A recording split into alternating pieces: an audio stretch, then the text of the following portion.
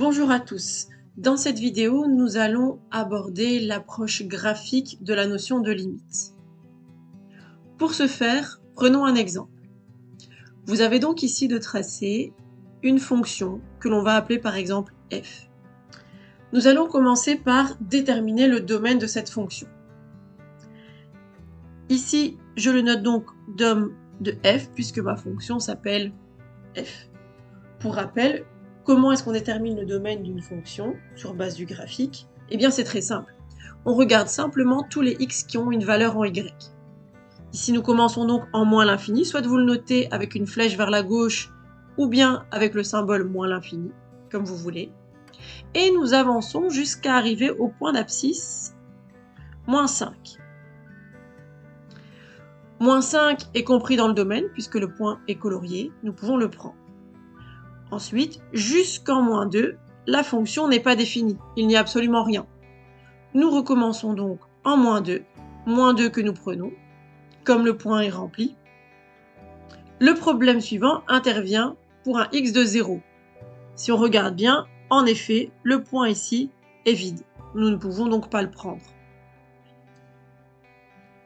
Nous reprenons juste derrière 0 pour nous arrêter au problème suivant, c'est-à-dire pour une valeur de x qui vaut 2. Si nous poursuivons, on pourrait croire qu'il y a éventuellement un problème pour la valeur d'abscisse x égale 5. Seulement, ok, le point qui est ici en haut est vide, mais nous en avons un rempli juste en dessous.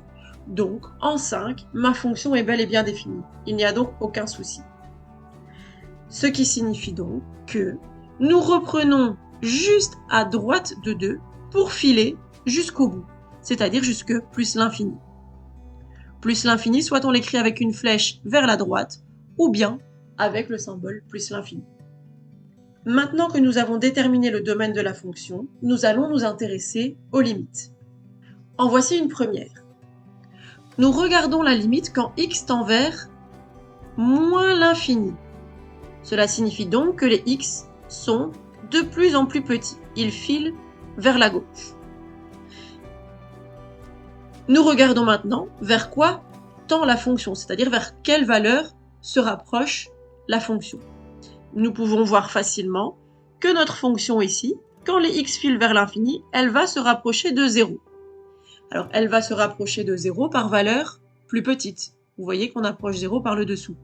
Comment est-ce qu'on note ça? Eh bien, tout simplement 0 avec un moins. Le moins signifiant bien que nous approchons 0 par valeur plus petite, c'est-à-dire par le dessous. Regardons maintenant la limite quand x tend vers plus l'infini. Regardons donc quand les x filent vers la droite. Notre fonction se rapproche de nouveau de 0, mais cette fois-ci plus par le dessous, mais par le dessus, c'est-à-dire par valeur plus grande que 0. Nous noterons donc 0 plus. Dans un cas comme dans l'autre, vous voyez que lorsque le x tend vers plus ou vers moins l'infini, et que la fonction se rapproche d'un nombre, eh bien cela va donner naissance à une asymptote horizontale. La fonction va venir s'écraser sur 0, soit par le dessus, soit par le dessous. L'équation de cette asymptote horizontale est la suivante. Y égale 0. Attardons-nous maintenant sur le comportement de la fonction autour de 0. Je vais maintenant regarder le comportement de la fonction lorsque x tend vers 0. Alors 0 moins, c'est-à-dire par valeur plus petite que 0. Je me rapproche donc de 0 par la gauche. Lorsque le x se rapproche de 0 par la gauche, la fonction va se rapprocher de quelle hauteur? Eh bien, elle va se rapprocher de la hauteur 3. La limite, donc, vaut 3. Comme nous nous rapprochons de 3 par valeur supérieure, nous noterons 3 plus. Qu'en est-il lorsque le x se rapproche de 0, mais par la droite, c'est-à-dire par valeur supérieure? Le constat est presque identique. Nous nous rapprochons sur l'axe des x de 0 par valeur plus grande, c'est-à-dire par la droite. La fonction se rapprochera de quelle valeur? Elle va également se rapprocher de 3, mais cette fois-ci plus par le dessus, mais par le dessous. Nous notons donc 3 moins. Nous pouvons donc écrire de manière générale que la limite quand x tend vers 0 de la fonction, eh bien cela donne 3. Alors attention, on voit bien ici que la fonction n'est clairement pas définie en 0. Nous l'avions d'ailleurs mentionné au niveau du domaine. Mais avec la limite, on ne veut pas savoir ce qui se passe sur le point 0 même, on veut savoir ce qu'il se passe vraiment tout près de 0, c'est-à-dire tout près, juste à gauche, et tout près, juste à droite. Donc, même si la fonction n'est pas définie en 0, elle est définie juste à côté de 0, et donc on va regarder bien vers quoi se rapproche la fonction. Regardons le comportement de la fonction autour de moins 2. Ici, je veux le comportement lorsque mon x se rapproche de moins 2, moins, donc c'est-à-dire par valeur plus petite que moins 2. Là, eh bien, ça va poser problème, puisque la fonction n'est pas définie juste à gauche de moins 2. Nous dirons donc que la limite n'a pas de sens.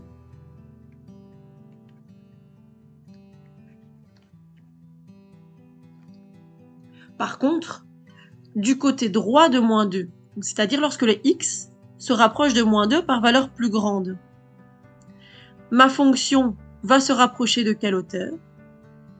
Elle va se rapprocher de la hauteur 5. Elle se rapproche de 5 par le dessous. Nous allons donc noter 5 moins. Ici, nous ne pourrons pas écrire comme tout à l'heure le comportement général de la fonction autour de moins 2, puisque la fonction n'est pas définie à gauche de moins 2. On dira que la limite en moins 2 n'existe pas.